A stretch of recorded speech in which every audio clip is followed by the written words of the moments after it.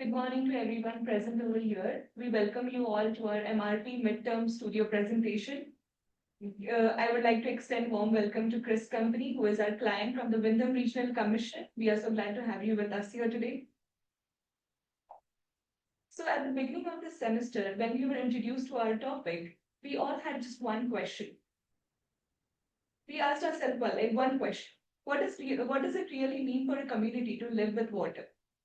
In southern Vermont, that question is not abstract. It's a part of daily life. In the towns of Dover, Wilmington, Whitingham, and Reedsboro are nestled in the Deerfield River Valley, surrounded by steep hills, forest, and community that are both beautiful but unpredictable.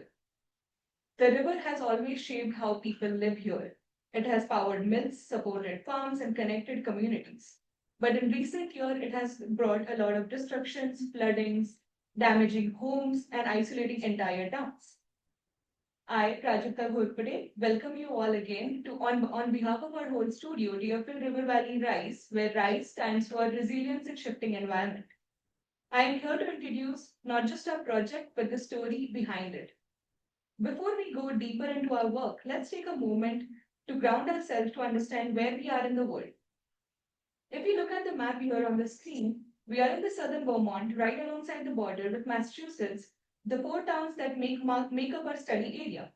Dover, Wilmington, Reedsboro, and Whitingham are all part of Deerfield River watershed, which flows southward into Massachusetts and eventually joins the Connecticut River. Along Route 100, which runs north-south through the valley, these four towns are connected like a string of pearls, each unique but sharing the same environmental challenges. Dover and Wilmington are more tourism-driven and is also known for Harriman Reservoir, while Whitingham and Reedsboro retain more rural working landscape identity. Can you speak into that one? Okay. Thank you. Understanding this geography is crucial because every decision we make about resilience here must respond to unique environmental social dynamics of Deerfield River Valley. For today, our presentation follows the structure of our mission statement. I'll begin by introducing our mission and why this work matters for the region as whole. Our work begins with one guiding idea, that resilience is not about rebuilding. It's about reimagining how we live with the change. Our mission statement is to help Dover, Reedsboro, Whitingham, and Wilmington adapt to climate change and mitigate flood risk by creating equitable and lasting tools that connect public concerns with meaningful analysis.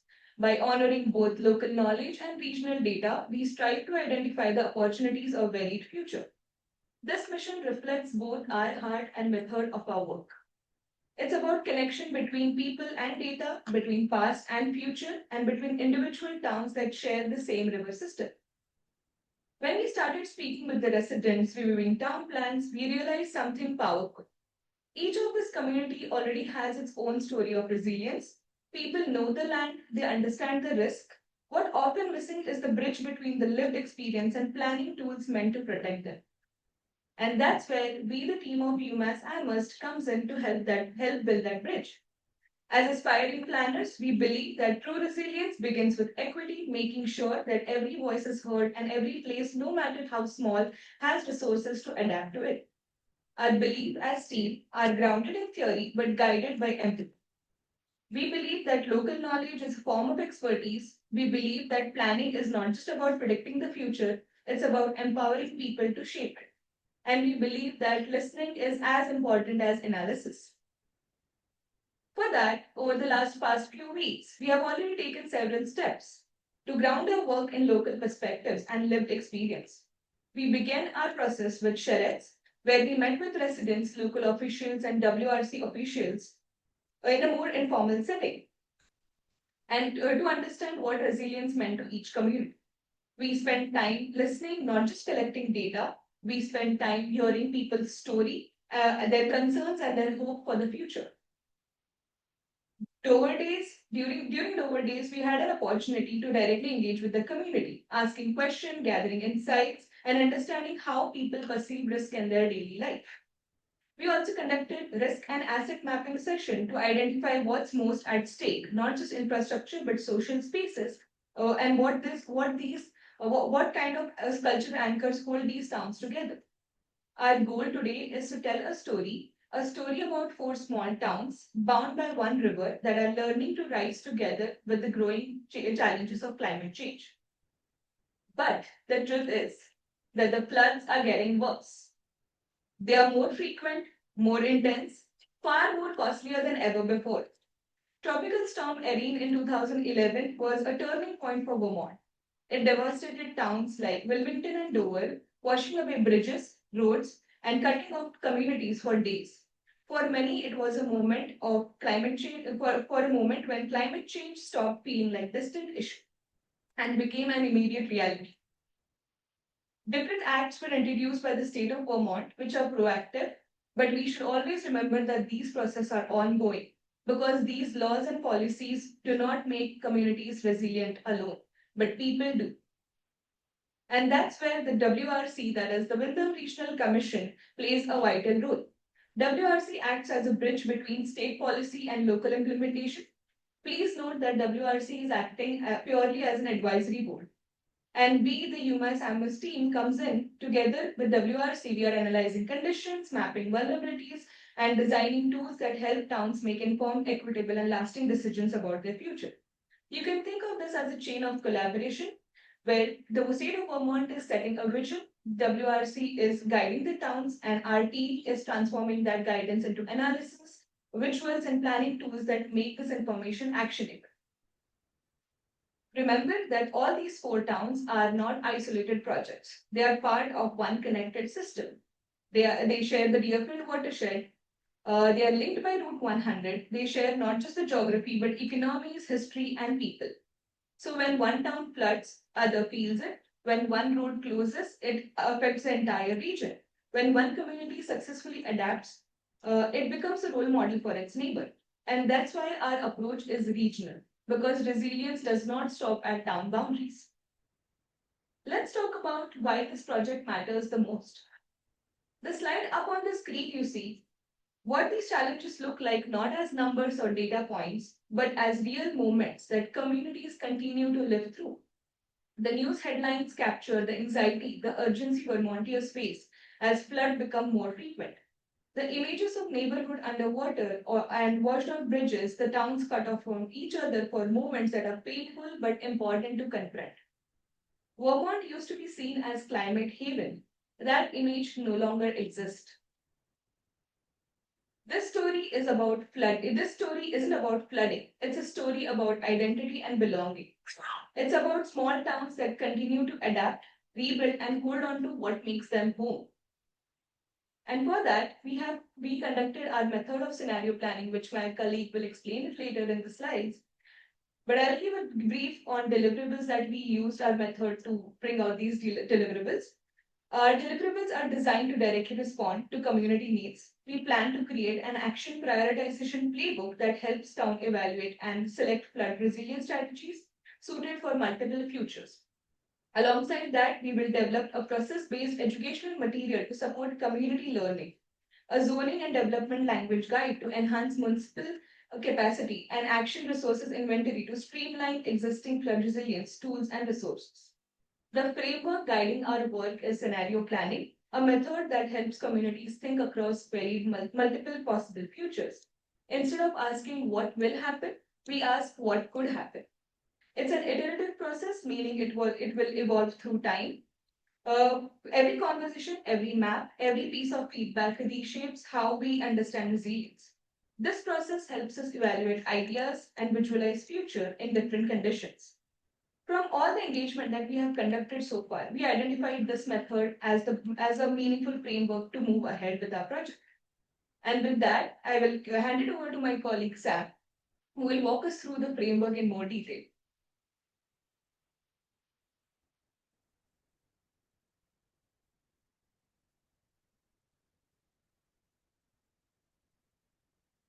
Thank you, Pranjita, for the lovely introduction.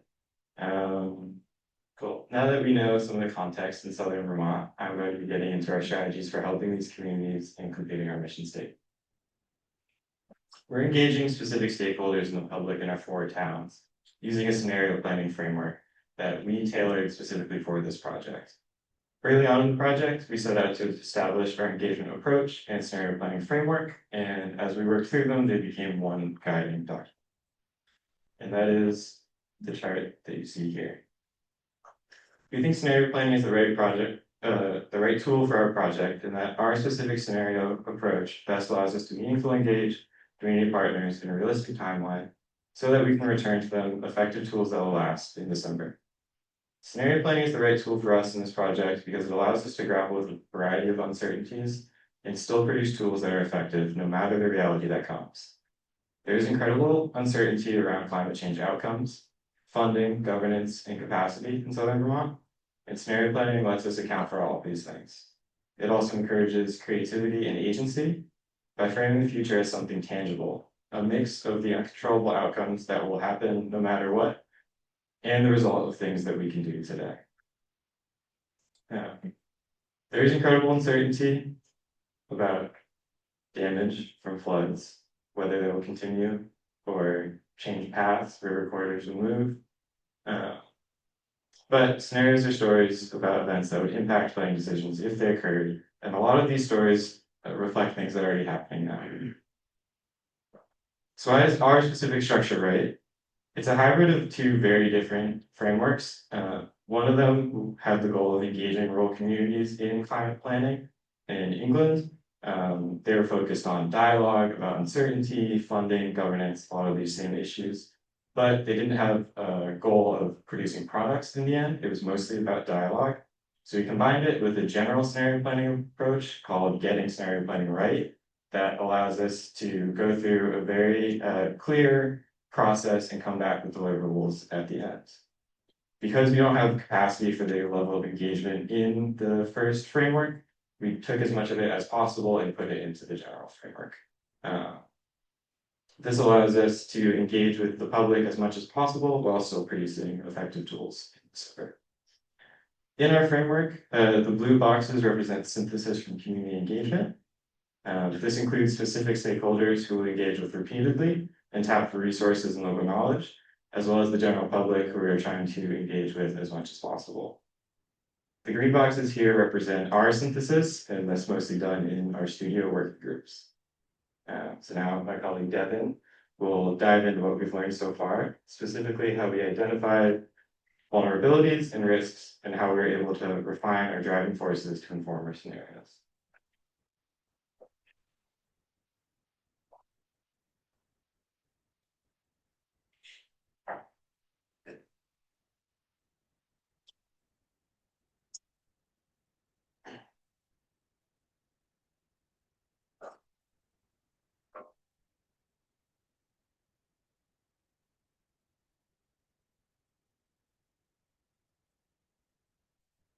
Hello, everyone. First, I'd like to give a thank you to Projecto, Sam, and our studio for preparing the presentation today. They have worked diligently over the past several weeks to bring these issues to the forefront and share our findings with you all. Our next section focuses on recognizing key vulnerabilities in the towns of Dover, Greensboro, Whitingham, and Wilmington. To guide our analysis, we've applied the framework of the 3 E's of sustainability: environment, equity, and economy, that I was first introduced to by Professor Wayne Feigen, but originally invented by United Nations. These 3 dimensions present a simplified way to organize and understand the risks presented in the 4 towns to avoid a future where locals can't live or grow here. By viewing the data through this framework, we can better identify where vulnerabilities overlap and where targeted strategies can help answer the question: what tools can help Deerfield River Valley adapt to climate change and mitigate flood risk? During one of our visits, a resident told us locals are realizing their children won't be able to live here. That comment really stayed with us. It captures the urgency behind our work and reminds us that building resilience isn't just about protecting the environment, but also about preserving the future of these communities.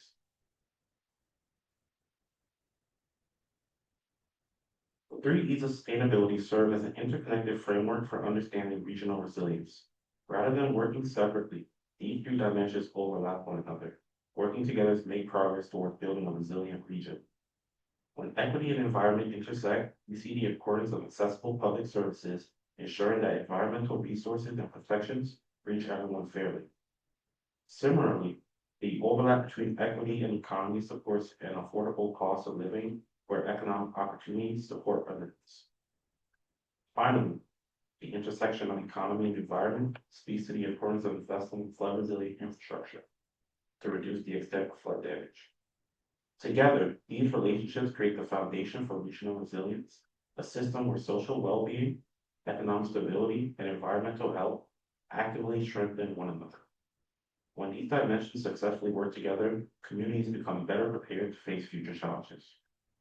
Conversely, when there is dissonance among these elements in the community, we expect to see critical vulnerabilities, such as the following. First E we focus on is the natural and built environment. When speaking on the environment, we can't ignore its direct effect on our infrastructure. Think of government buildings, homes, public services, and land, all examples of said infrastructure. One key risk identified to us that is more frequent and severe climate events already have and will continue to have adverse impacts on transportation infrastructure. Picture this. Trucks unable to deliver goods and materials in and out of the state, and residents from all four towns and beyond cut off from their workplaces because the only viable route has been flooded out. This map you see up on the screen brings this reality into focus. The red and yellow lines mark special flood hazard areas along Route 100, which runs through both Dover and Wilmington.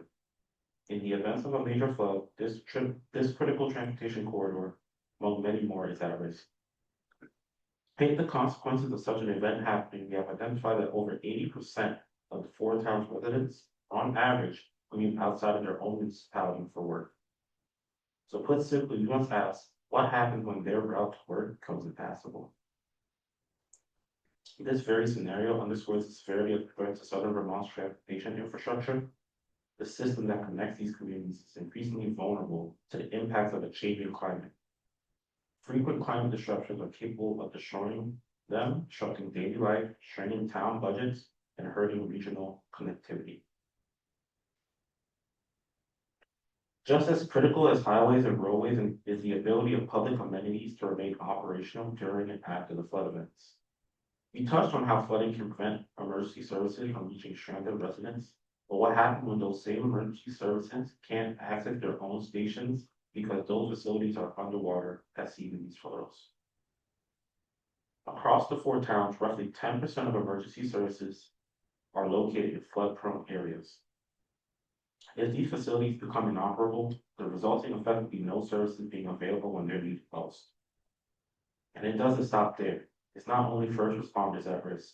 Schools already trained by limited resources are in danger. Government buildings, utilities, and building infrastructure are also vulnerable at greater levels.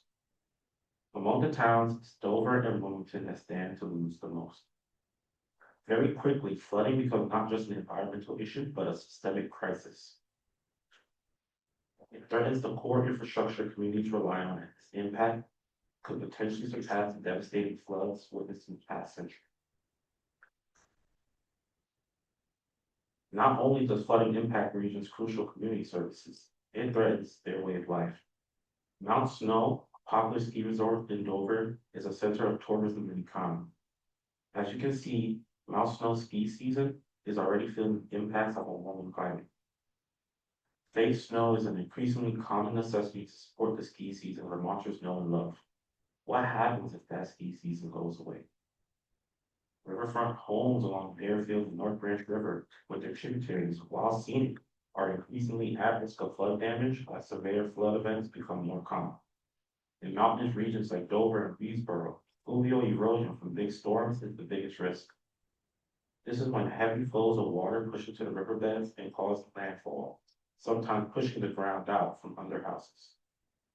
In the lower elevations of the valley, like Nottingham and Wilmington, inundation flooding, which is the overflow of water down riverbeds and into the floodplain during intense storm events, presents the largest impact. On to economic and policy vulnerabilities. In the past, the federal government in the form of FEMA has stepped in several times to help these towns recover after major flood events, providing vital support to get them back on their feet. Through FEMA, funding was allocated to repair damaged roads, restore public infrastructure, and even buy out homes in high-risk areas. However, as current trends indicate, there is a serious possibility that these safety nets have disappeared. Since January of this year, FEMA funding has been steadily declining, and as of last month, the billions of dollars that existed not even a year ago for climate-related events across the country has effectively run dry. So what does this mean for these communities? In the event of another major flood, they may have little to no federal assistance to rely on.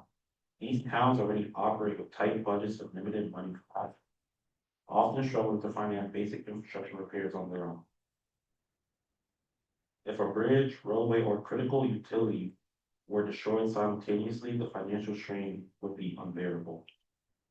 The unnerving truth is, without federal support, many of these towns might not recover at all.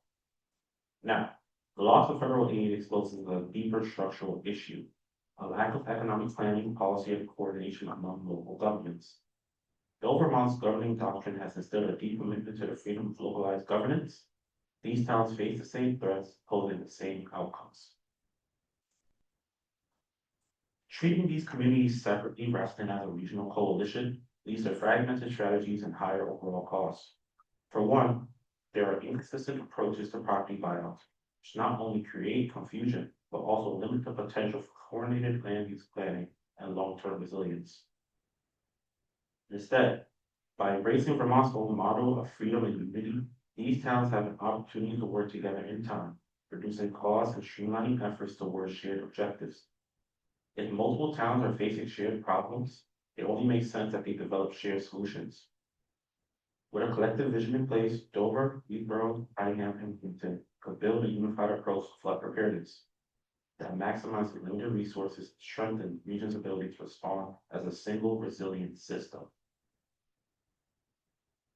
So, how did Deerfield River Valley move forward?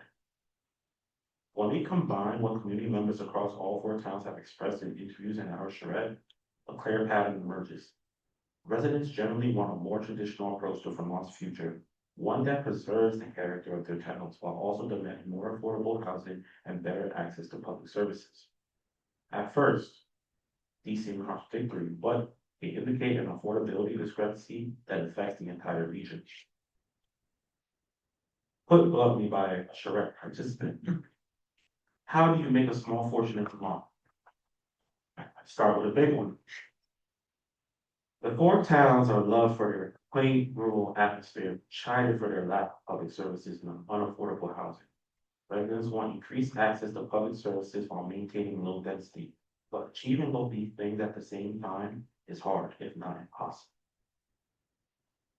Deerfield River Valley has potential to attract greater density, leading to both economic and population growth. However, if this potential remains unrealized, the opposites such as population decline, followed by job losses, and funding cuts could occur. When we look at the social vulnerabilities across the four towns, one clear pattern stands out. The cost of living is rising faster than household incomes.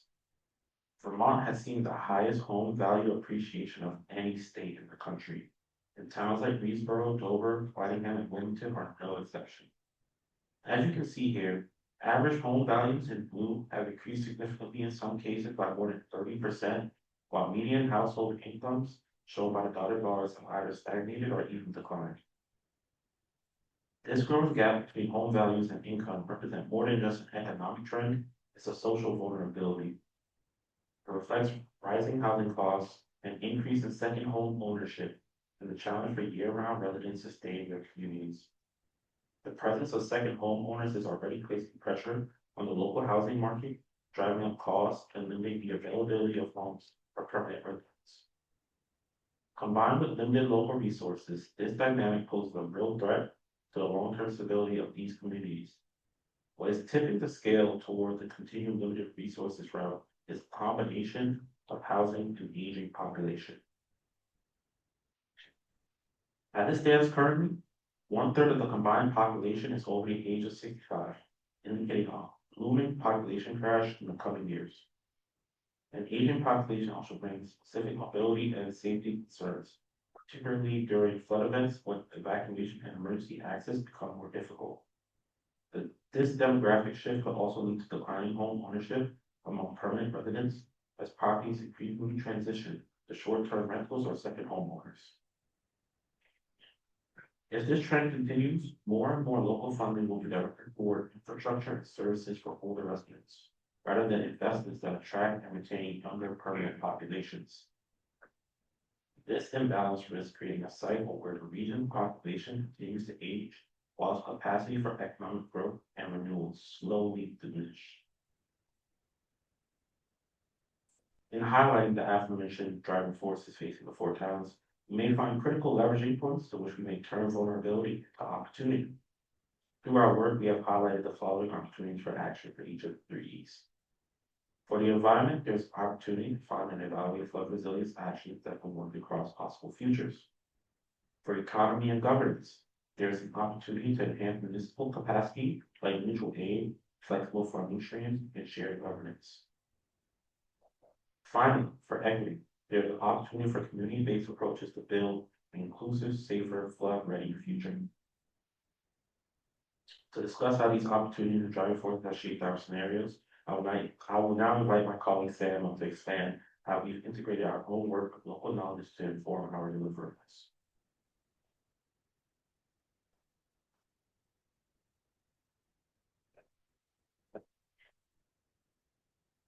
Thank you, Devin. Hello again.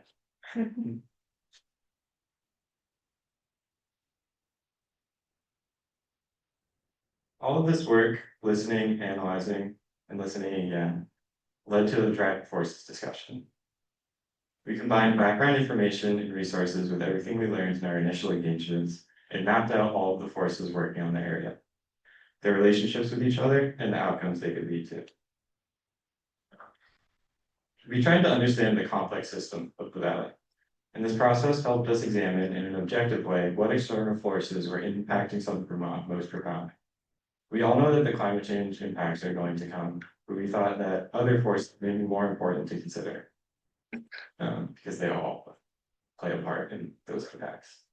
We had a ton of forces to think about, and that resulted in a bunch of scenarios engaging with many different driving forces as their sort of like lead shaping forces. To narrow things down, we weighted the drivers by impact and certainty, critically examined each of our many initial scenarios. We kept landing on three driving forces in our discussions. Those are what differentiate our final scenarios, and we think that these three drivers, state regulations, external funding availability, and demographic changes, are the most likely to dictate change in Southern Vermont in the future, and thus the most important for us to focus on in planning for the climate change future. So we think there are a variety of futures that could play out based on our engagement and analysis. And here's a snapshot of what three of those futures might look like. These are our three scenarios. First, welcome to private paradise, where regulation increases but funding decreases. Development in floodplains is restricted, but towns lose financial support like FEMA buyouts. Over time, waterfront homes are abandoned, locals move out, and wealthy second homeowners take over. This is relevant for us to consider because it shows how resilience can become a luxury. Next, risky business, where both regulations and funding decrease, towns facing financial strain welcome an industry to create jobs, which leads to short-term gains, but long-term flood risk and pollution. This is helpful for us to consider because it reveals the trade-off between economic growth and environmental stability. And finally, we have green growth. Where regulations and funding both increased, towns receive strong government support for renewable energy, relocation, and resiliency projects, and this attracts new workers and families. It's relevant because it shows how policy and investment can build sustainable prosperity. This is a Vermont where green transitions revive local economies. So we have three scenarios. Now what? We are here where that yellow star is. And that means that we are now re-engaging with key stakeholders in the general public. We are still trying to learn, as we've always been with our engagement, But we have a new goal now, which is to deliberate and explore the outcomes in each of our 3 scenarios. And this will help us identify helpful actions to plan for. We've already begun interviewing key stakeholders and engaging the public at many events. Earlier this month, we got to try out one of our deliverables, which is a serious game with the Springfield Academy Honor students. You can see the maps and the students above. It was lots of fun. The game involved scenario impact scoping, and it was a great test run for us. All of our deliverables will be informed by what we learned in our re-engagement process. All of the ideas for action that we gather will be tested within each scenario to make sure that they work across all 3. Viable actions will be pursued, and actions that work in 2 or 3 scenarios will be ranked in priority. So all of our projects will include, will be able to be prioritized depending on what feature comes. We framed our deliverables as opportunities for action, which will remain opportunities no matter what happens. They include an action prioritization playbook, an interactive tool with scenario integrated action recommendations and timelines for implementation, an action resource inventory, a zoning and development language guide to help our towns update their zoning codes so they can make important land use decisions now and in the future. And all of this will be distributed but also stored on our website. The purpose of our work this semester is to translate the community's needs into useful and long-lasting tools. Our role here is to catch up on previous conversations and to facilitate new ones. We want to better plan for the future. I'd like to bring us back to our mission statement, which has shaped our framework and will continue to shape the work for the rest of the semester.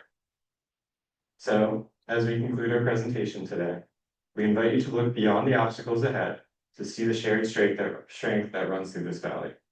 We can tackle uncertainties head on, and we can change the future for the better by planning for it now. This isn't 4 separate towns planning for floods. It's one connected valley, reimagining what it means to thrive despite these changes. Resilience isn't about surviving the storm, it's about transforming through it. It's about learning, rebuilding, and finding new ways to rise together. So, thank you all for being here in person and online today. Thank you especially to our clients, the Wyndham Regional Commission, Chris and Susan, and thank you to all the folks there, as well as in the towns of Dover, Reedsboro, Whitingham, and Wilmington for your trust in us. Thank you to Wayne and the Center for Resilient Metro Regions, as well as the folks at the American Institute of Architects, whose names are above here, who were involved with the charrette at the start of this process that really got us going and helped us immerse ourselves in the 4 towns. And finally, thank you to Camille, our incredible professor, for guiding us through all of this work. We'll now be moving into questions, but please consider visiting our website to follow along with the rest of the project, and we'll see you again in December.